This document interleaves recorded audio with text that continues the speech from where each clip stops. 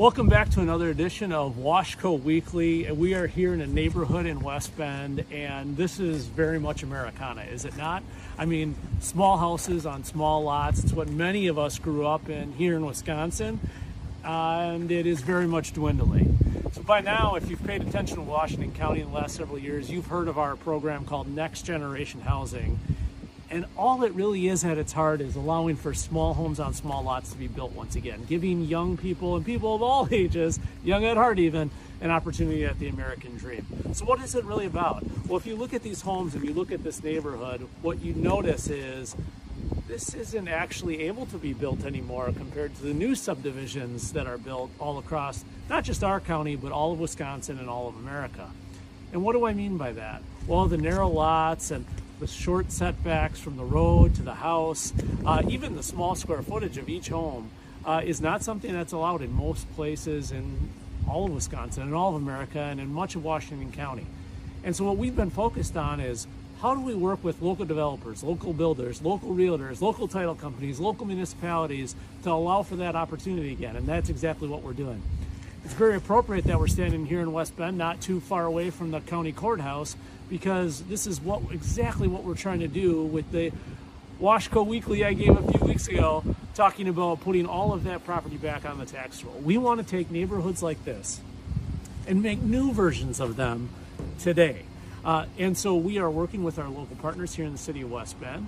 We are working with local developers and local builders to say, how do we recreate this possibility?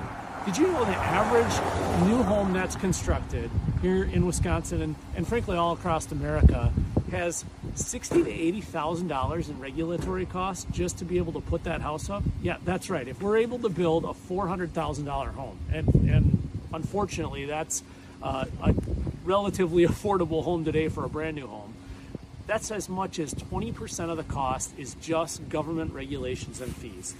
Now, if you think about that for a second, if we require this house to be backed up another 30 feet, and we require to have, as you can see, there's probably 20, 30 feet in between. If all of a sudden require 50 or maybe 75 feet in between homes, every time you do that over the course of 100 homes in a subdivision, you're simply adding costs. And what does the home buyer get out of that? Good question. What about sidewalk on both sides and curb and gutter on both sides and 66-foot right-of-ways? All of that just adds costs that ultimately the home buyers pay. Those are all things that we're working with our local municipalities to try to wind back. At the same time, developer financing has been a huge struggle. Builders being able to finance these homes, that's been a significant problem. And so how do we help those local builders and those local developers to be able to build small houses on small lots? Because ultimately, if we can make financing a little bit easier on builders and developers, that actually benefits the home buyer in the end. Why does this matter to you? Ultimately, in the end, it gives every one of our kids and grandkids an opportunity at the American dream. And maybe more specifically, if we could have more families move into our community, they put more kids in our schools, and that drives down property taxes for anybody. It also drives opportunity in our businesses for workforce development and makes them more prosperous. Once again, more prosperous families equals more prosperous businesses, which makes more prosperous communities. That virtuous cycle keeps going, and it makes all of Washington County better. Join us next week for more WashCo Weekly, and submit your questions on what you're interested about here in Washington County.